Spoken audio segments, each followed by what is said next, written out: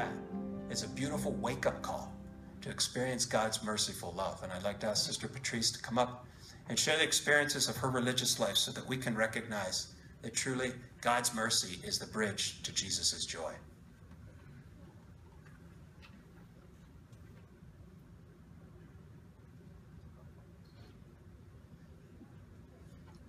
Thank you very much, Father. I'm delighted to be here with you, and I'm pleased to see that in your bulletin you have the prayer that the Bishops' Conference commissioned for this year for the Consecrated Life. And so I'm especially pleased, hoping that that prayer will blossom into some young men and women joining Consecrated Life, because as the movie says, it's a wonderful life. I'll share some of that with you.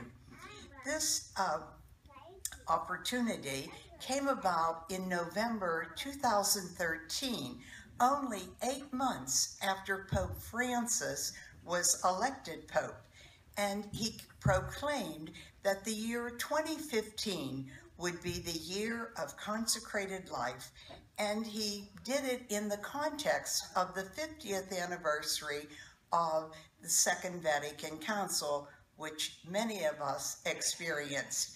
And he made it to coincide with the promulgation of Lumen Gentium, which is the constitution of the Church, which was written as one of the major documents of the Second Vatican Council.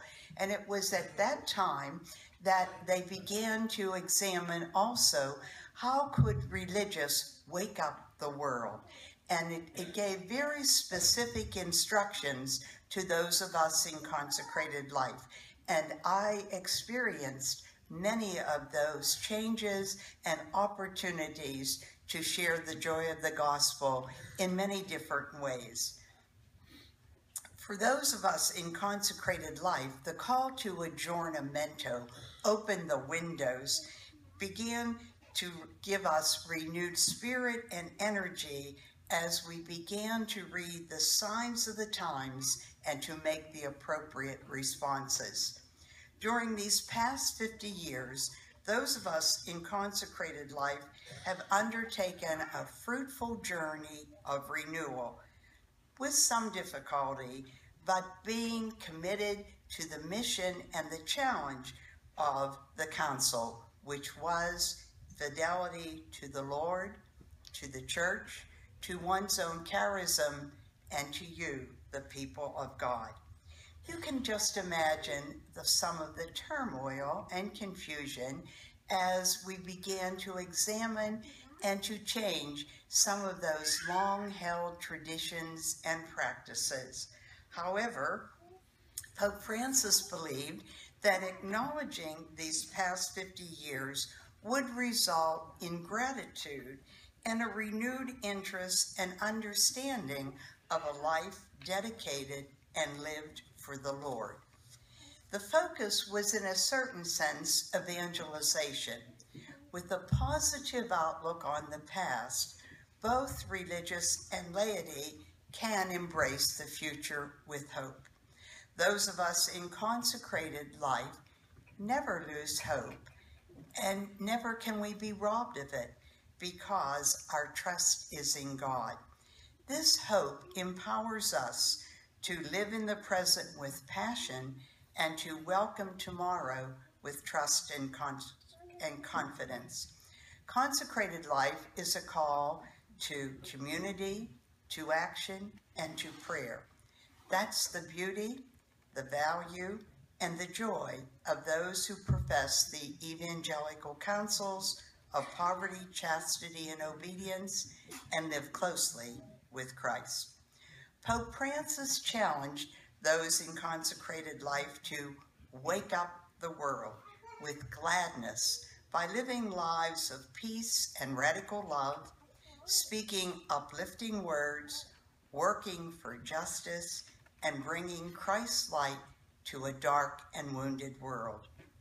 May 2015, the year of consecrated life, bring greater understanding of the contributions that have been made and continue to be made to the church and to the world. May young people once again begin to explore and embrace the possibility of living the fullness of life here and hereafter.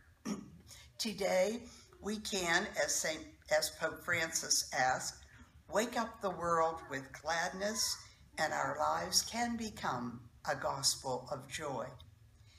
I stand before you as one who has enjoyed so many blessings by living as a sister of charity. From a very young age, I was fascinated and attracted to the sisters who taught me. When I was in high school, I began to attend daily Mass and some vocation retreats. However, I also enjoyed dances, parties, magazines, talking on the telephone, all part of being a teenager. However, the quiet whisper of God kept getting louder. I recall that frequently before boarding the trolley to return home from school, I would stop in the chapel at Sacred Heart and try to strike a bargain with God. Would you mind waiting? I'll go to Seton Hill University, and then maybe I'll enter the Sisters of Charity. I lost that bargain, and so at the ripe age of 17, I entered the Sisters of Charity, and I have never regretted that God won the bargain. He has been so faithful to his word. Come to me, all who labor and are heavily burdened, and I shall refresh you. For my yoke is easy and my burden is light. In every event of my life, I have experienced the light, the love, the joy, the mercy of God, and the support of my community. The vow of obedience has led me to so many grace-filled opportunities. My life has been full. Even though I thought teaching small children would be my lot, the vow of obedience led me to teach French in high school. At times, I also taught religion, health, and even phys ed. Despite the challenges, I knew God would provide.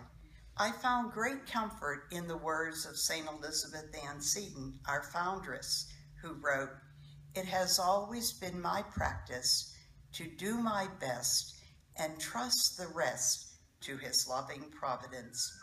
From teaching, I was assigned to school administration on the local, diocesan, and national level. Other ministries have included congregational administration, human resources, property management, fundraising, and now teaching ESL to legal immigrants. The providence of God has never failed. He has remained my rock and my salvation. If it be his will, I hope to continue to wake up the world with joy.